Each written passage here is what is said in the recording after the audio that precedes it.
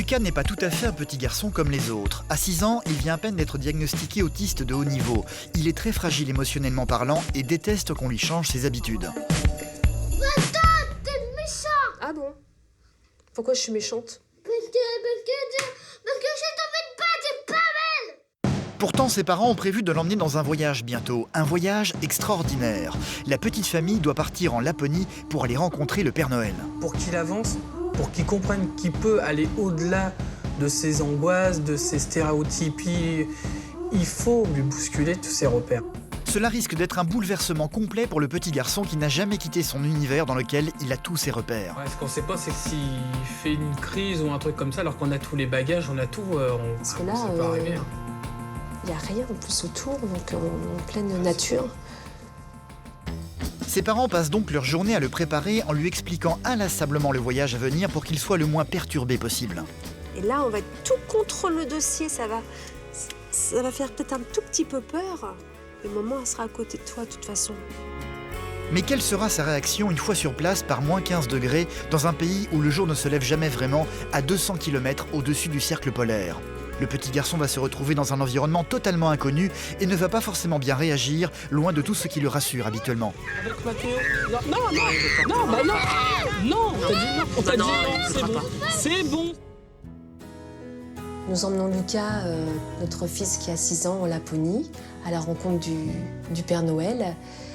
Notre fils, Lucas, est autiste et tout changement pour lui est déstabilisateur. C'est un véritable challenge. Lucas a besoin de repères, mais ça va paraître paradoxal, il faut les bousculer, ces repères. Pour qu'il avance, pour qu'il comprenne qu'il peut aller au-delà de ses angoisses, de ses stéréotypes, il faut lui bousculer tous ses repères.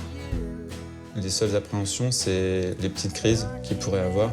À l'extérieur, par exemple, qui seraient difficilement contrôlables, parce que quand il fait une petite crise, on a l'habitude de changer de sujet, de changer d'activité, pour justement le recadrer sur quelque chose d'autre. Sauf que là, si on fait quelque chose, une activité, pendant 1 heure ou 2 heures, et qu'il y a une crise qui apparaît, on pourra difficilement changer d'activité. Rien que de prendre l'avion, pour lui, quelque chose de nouveau peut le perturber. Ne pas pouvoir anticiper ce qui va lui arriver va le gêner énormément.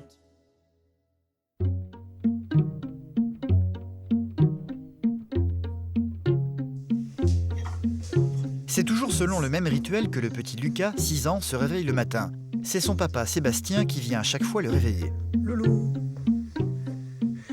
Loulou, c'est l'heure de se réveiller, mon gros garçon. Il y a 9 mois maintenant, Lucas a été diagnostiqué autiste de haut niveau, ce qui veut dire qu'il peut parler et qu'il saura lire et écrire plus tard. Il est malgré tout un petit garçon très fragile émotionnellement parlant, qui nécessite une attention de tous les instants. Au moment où on a eu le diagnostic, on a été... c'est des sentiments qui sont mitigés parce que quelque part,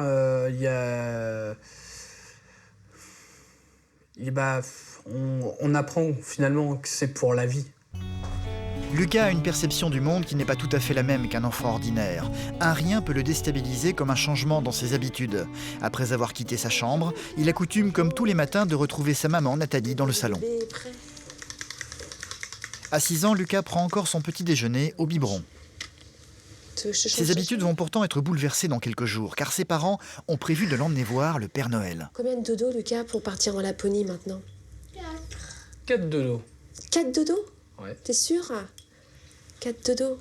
On aime Noël et on se disait ce serait super génial d'emmener le petit en Laponie voir le Père Noël. Si on arrive à faire ça, ça va être un exploit, mais sur plein de choses. Pour Lucas et pour nous. Il reste plus que 2 jours d'école. Après, c'est les vacances. On espère aussi que ça va être, que ça peut être pas un élément déclencheur, parce que lui, ça va être son premier voyage et nous, on n'en a pas fait beaucoup non plus, mais c'est quelque chose qu'on aimerait faire dans l'avenir, finalement, avec lui, lui montrer le monde, finalement.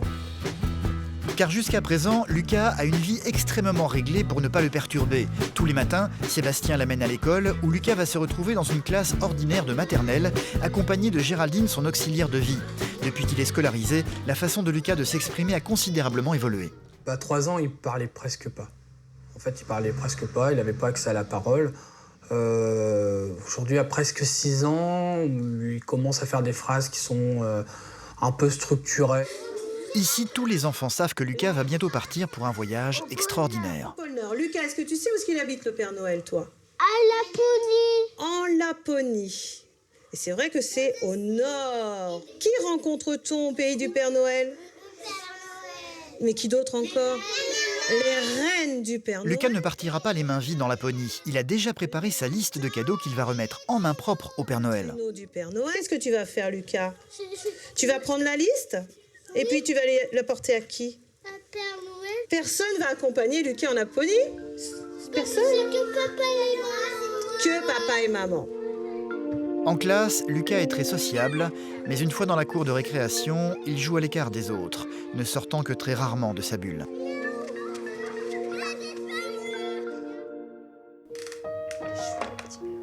Ça a frappé? Ce futur voyage est évidemment un événement dans la famille. Lucas a un très grand frère, le fils de Nathalie, âgé de 22 ans, né d'une précédente union. Il se prénomme Manu. L'annonce du diagnostic de son petit frère n'a pas forcément été quelque chose de facile à vivre pour lui. On l'a su il y a à peu près maintenant 6 mois, 1 an. Tout s'est expliqué, même si on savait déjà à peu près donc la maladie donc de Lucas. Maintenant, ça n'a rien changé, moi, de mon côté. J'ai toujours aimé mon frère comme il était.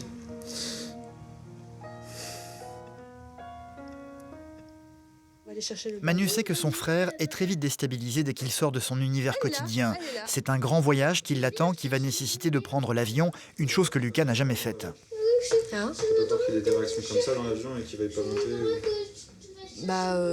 Oui, il nous l'a déjà plusieurs fois fait, mais comment ça... En fait, quand j'ai remarqué, quand je le serre, quand je le prends contre moi, que je le ceinture, ça le calme. Et puis là, pour l'avion, on le prépare. Hein. On a acheté Ouais, un petit livre. Pas grave, parce qu'il y a papa... Pendant son explication, l'humeur de Lucas va brutalement changer. Sa maman s'occupe beaucoup trop de son frère à son goût. Il va se sentir délaissé et va le manifester par de la colère. Tu vois la préparation, enfin, on va pas la préparer. On va visiter un petit peu l'aéroport, voir les avions décoller. Hein, Lucas? À Roissy. Va-t'en, t'es méchant. Ah bon? Pourquoi je suis méchante? Parce que je t'embête pas, t'es pas belle. Va-t'en te filer. Bon, moi, je m'en vais. Eh, Lucas. On lève pas la main, c'est pas bien. Oui, mais qu'est-ce que tu as contre moi, lui? Lucas s'est énervé. Il m'a dit que j'étais pas belle, que j'étais méchante. Enfin, il essayait de me faire mal, en fait. Et donc, j'ai réussi à savoir par la suite que c'était à cause du livre que je passais beaucoup trop de temps à expliquer l'histoire de l'aéroport à Manu et que lui, il avait faim et qu'il fallait que je m'occupe de lui. Le départ est dans quelques jours, mais les valises sont déjà prêtes pour la plupart. Pour rassurer Manu, Nathalie va lui montrer qu'elle a tout prévu pour calmer Lucas en cas de crise. Une fois en Laponie, il sera impossible de conserver une grande partie des rituels qui le sécurisent. La checklist, hein, quand même. Donc, caleçons, chaussettes normales, chaussettes de... Tu vois, c'est toujours très prévoyant. Qui sont les du matin, ça? Parce qu'on ne sait pas là-bas ce qu'il y aura au petit déjeuner. On n'est jamais parti à l'hôtel, c'est la première fois. Il a besoin de ses repères, alors ça peut passer par ses voitures, par ses doudous. C'est pour ça que ma mère elle a pris des briques de lait justement pour pallier au fait que peut-être là-bas sur place il n'y en a pas. Parce qu'en fait c'est ça, il est dans son monde, dans sa bulle. Et de ce fait-là, il a besoin d'avoir beaucoup de repères. Tu vas voir le Père Noël, tu vas voir les reines et tout ça? Oui. Ça va être bien ça, tu as hâte? Oui. Et à part ça, tu vas faire quoi d'autre? Des balades dans la neige et tout? Oui, je vais donner la lettre au Père Noël. Ah bah oui, ça c'est important ça. Jusqu'au dernier moment, les parents de Lucas vont continuer à parler inlassablement de toutes les étapes de leur voyage. Alors, Lola et ses parents partent en vacances dans le sud. Comme Lucas va partir avec son papa et sa maman. Et là, on va être tout contre le dossier. Ça va faire peut-être un tout petit peu peur. Mais maman, elle sera à côté de toi, de toute façon. Bonne nuit. Fais de beaux rêves, mon trésor. Un bisou. Au revoir, un bisou. Un bisou, papillon. Ils n'ont qu'une seule peur, que le petit garçon se retrouve en situation de crise quand il sera face à l'inconnu. Ouais, ce qu'on sait pas, c'est comment... S'il fait une crise ou un truc comme ça, alors qu'on a tous les bagages, on a tout, va falloir le porter. Ouais, ça, j'y pensais aussi. Si jamais il se bloque, Parce que là, Ça peut arriver, hein. il n'y a rien en plus autour, donc en pleine nature.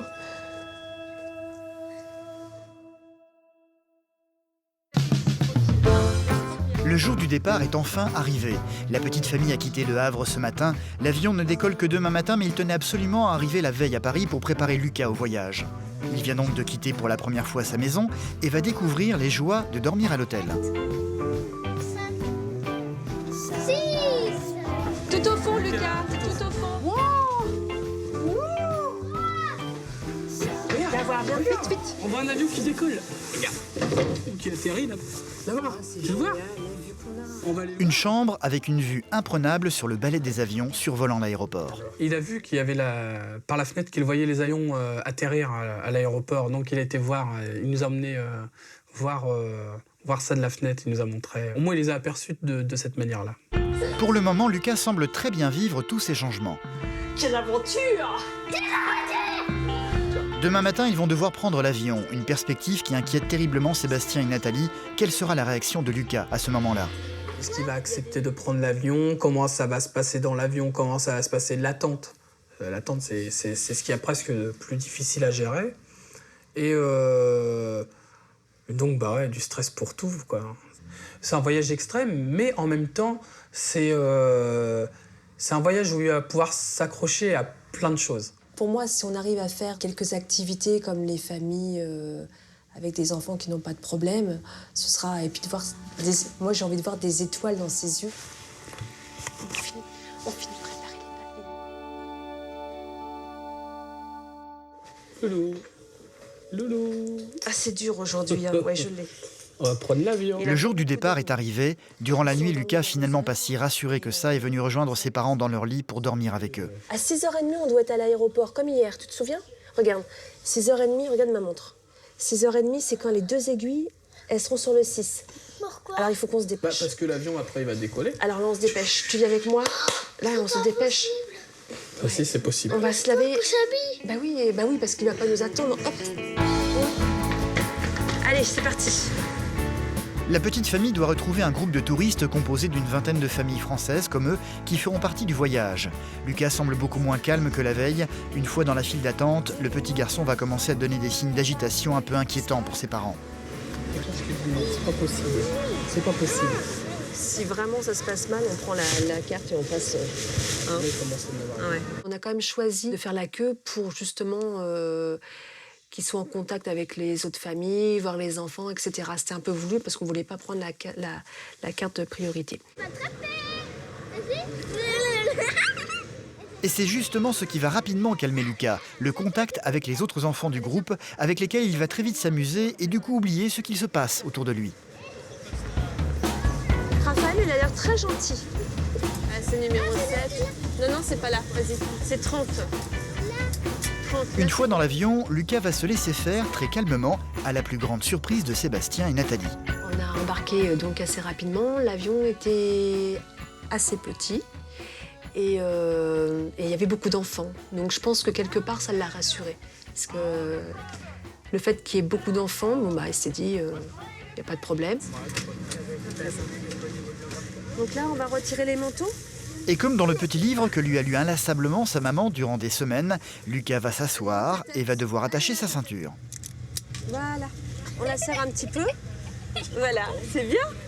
Et là, tu bouges plus. Et toi? Moi aussi, bah oui, évidemment, moi aussi. Hein. Le décollage se déroulera sans problème pour Lucas. Une fois dans les nuages, le petit garçon va continuer à garder contre toute prévision une attitude parfaitement calme. Ah oui, on y va là. Quand il sera midi 30, 40. Dans 2 heures. Encore 2 heures.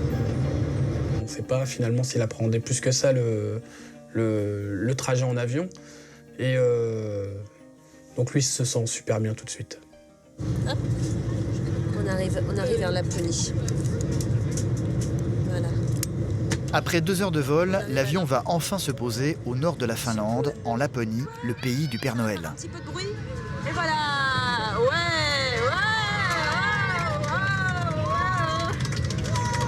Celui-ci habiterait dans les environs de la ville de Kittilä, 200 km au-dessus du cercle polaire. Waouh, il neige. Lucas, il neige. Ah, c'est génial. Viens, Attention viens. en descendant. Ah oui, c'est la neige. Ah ouais, alors attends. Attends, viens, viens. La neige est effectivement au rendez-vous, mais aussi un comité d'accueil dans l'aéroport qui va leur souhaiter la bienvenue en musique. Un accueil qui ne va pas forcément rassurer Lucas, qui d'un seul coup semble prendre conscience qu'il est très loin de chez lui. Le petit garçon va brutalement avoir une montée de panique quand sa maman va lui annoncer qu'ils vont devoir prendre un car pour aller dormir dans un nouvel hôtel qu'il ne connaît pas. On va prendre le car.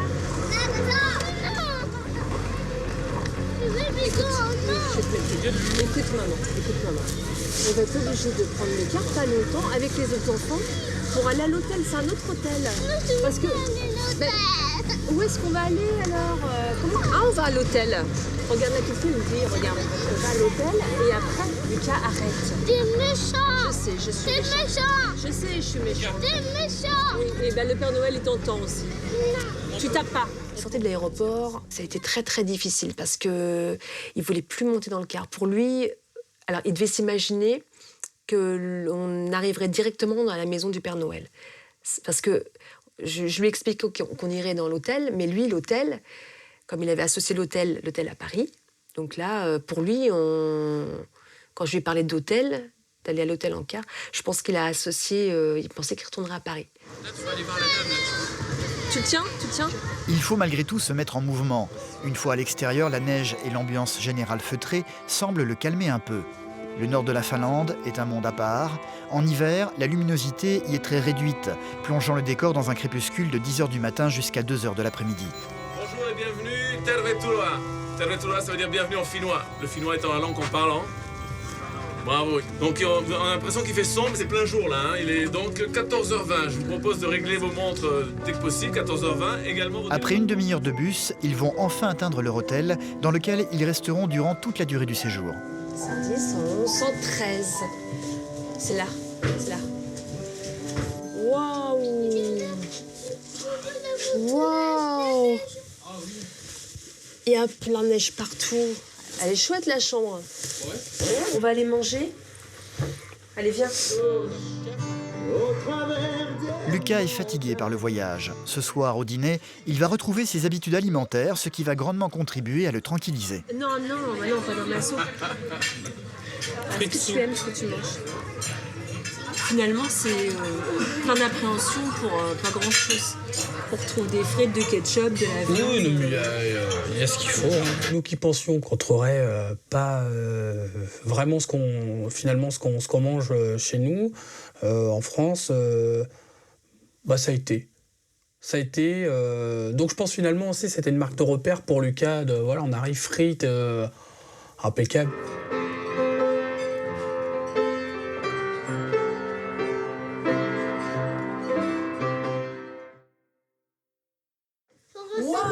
Bah oui, t'as vu? Ah, elles sont belles. Moi, j'ai la bleue. Ouais. Nous sommes le lendemain matin. Aujourd'hui, ils vont devoir se préparer à rencontrer le Père Noël. Et cela va commencer par la tenue. Dehors, il fait moins 15. Il y a donc intérêt à s'habiller chaudement. On a le mieux compris que l'autre, nous. Le voyage vers le Père Noël sera pour demain. Tout le groupe de touristes va devoir monter dans de grands traîneaux tirés par des motoneiges. Une chose que Sébastien et Nathalie vont prendre le temps d'expliquer à Lucas. Sauf que pour le moment, le petit garçon semble très effrayé par tout ça et n'a pas du tout envie de s'y intéresser. Oui, on y va, mais on veut te montrer quelque chose avant. Viens voir. Loulou, regarde là le traîneau. Écoute, maman, écoute. Ouais, mais ça va être dur de faire deux fois. C'est le traîneau pour aller voir le Père Noël. Il y a un monsieur qui va piloter la moto et tous les enfants, ils vont être derrière, dans le traîneau. De toute façon, tu n'auras pas le choix parce que sinon, si tu montes pas dedans, tu ne pourras pas aller voir le Père Noël. Donc pour aller voir le Père Noël, on est obligé de monter. Les enfants, ils sont obligés de monter dans le traîneau qui est là. Comme on savait que derrière, il y aurait un safari motoneige à la recherche du Père Noël, on voulait qu'il s'habitue en fait au bruit, à l'ambiance du motoneige sur la glace, etc.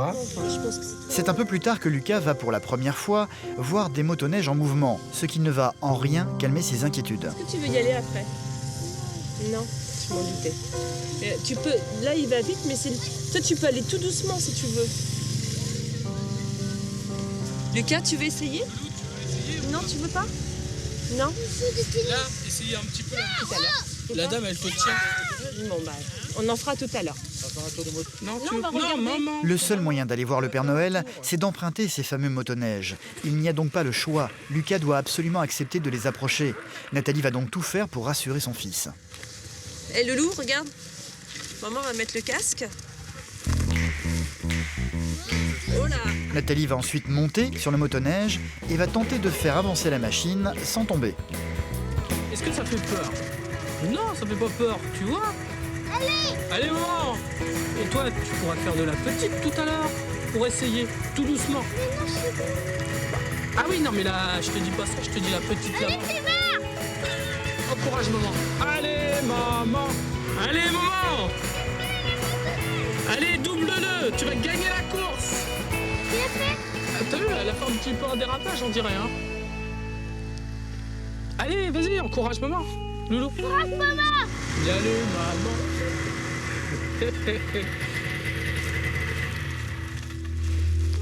Voilà, Pierre, super, viens voir. T'as vu? Qu'est-ce que t'en penses? super, hein? En fait, on a essayé de l'amadouer un peu avec Nat, finalement. Elle lui a montré qu'elle pouvait monter sur une motoneige, qu'elle pouvait faire un tour, qu'il n'avait pas à avoir peur. D'ailleurs, il l'a applaudi, il était content pour elle et tout. Les autres enfants, eux, ne sont pas du tout effrayés, bien au contraire. Ce qui ne va en rien rassurer Lucas. Bravo! Attends, Mathéo, viens Lucas. T'essayes avec Mathéo? Avec Mathéo? Non, t'as dit non. il ne voudra pas. C'est bon, Laisse-le. T'as dit non, c'est bon. Laisse-le. Calme-toi. On a dit non. Arrête. Non. C'est bon. T'as juste à dire non et c'est fini. On a tout essayé et... Voilà. Attention, tu vas tomber. Non, bon, il voudra pas, à mon avis. On a essayé de ruser, on a essayé de faire plein de choses, mais ça n'a pas fonctionné. Il avait vraiment trop peur, donc on n'a pas insisté. Enfin, on sent qu'il y a une limite à pas franchir. Non, c'est pas pareil.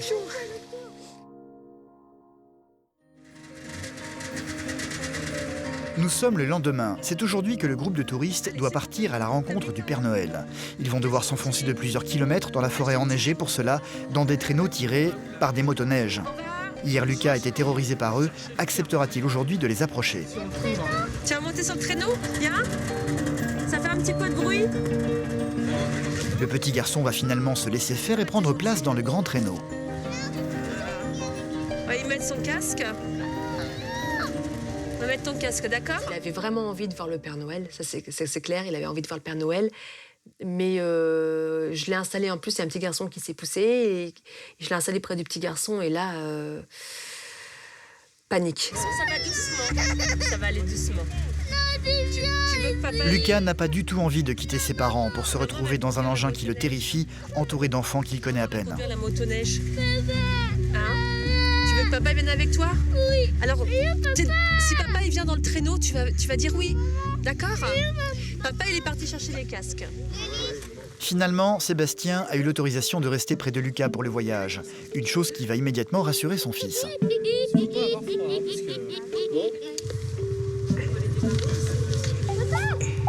L'expédition va pouvoir se mettre en route. Direction la maison du Père Noël. Olé!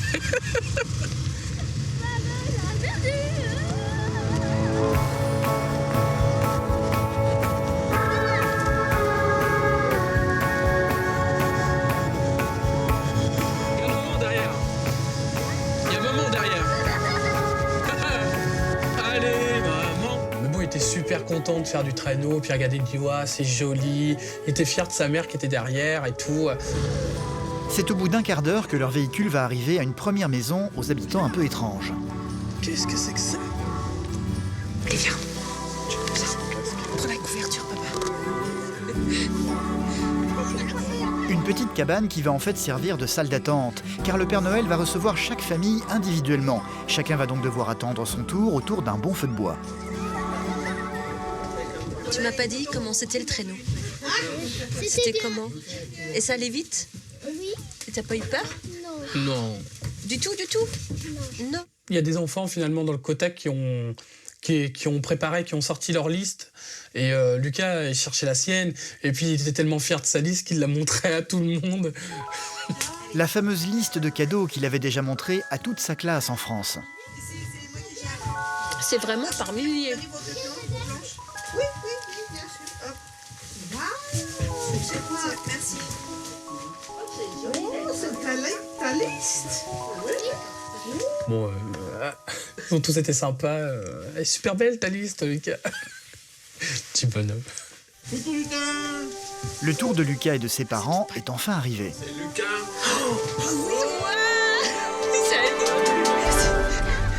Bonjour Tonton. Vite. Cours derrière. La petite famille va donc devoir suivre un sentier dans la neige menant à une autre petite maison en bois se trouvant un peu plus loin.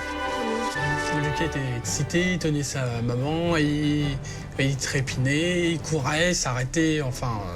Voilà, on suivait le long chemin pour aller à la cabane du Père Noël. C'est en courant que Lucas va se précipiter vers la petite maison. Vite. Oh là là.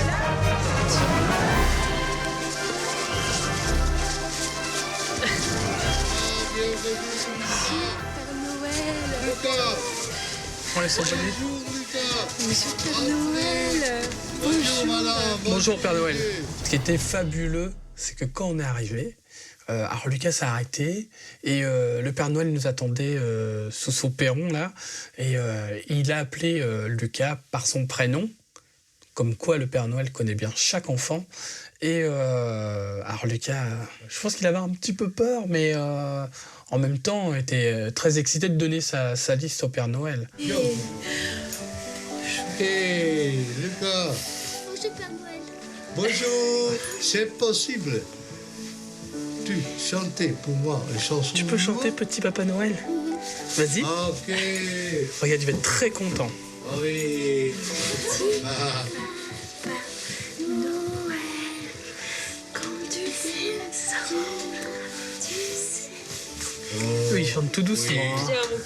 C'est bon, c'est bon. C'est ça, c'est bon. Je suis content. Est-ce que tu as quelque chose à te dire? Et peut-être. Ah, oui, la Super Noël. Oui. Quelque chose dans ma poche. Ah oui. Ah, attention.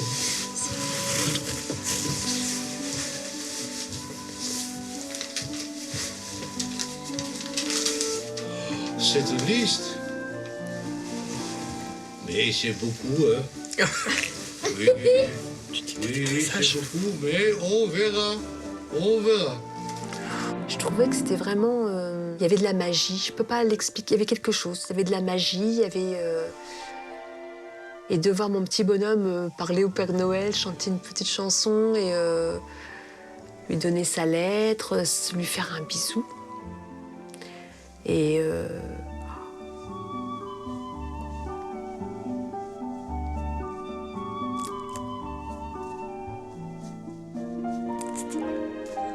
Maintenant, pour Père Noël, un petit sourire.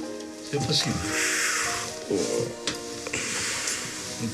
de voir mon petit comme ça, comme les autres. Je suis super contente. Même si ça se voit pas, mais je suis ravie. Mais c'est vrai qu'il faut que ça s'exprime un peu comme ça chez moi. Au revoir Père Noël. À bientôt Père Noël.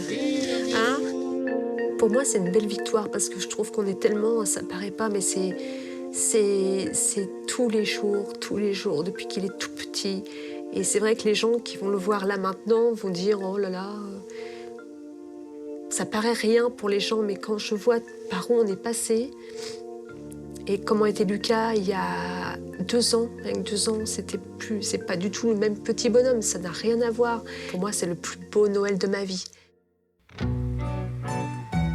Le voyage se termine pour le petit Lucas qui va bientôt retrouver tous ses rituels chez lui au Havre.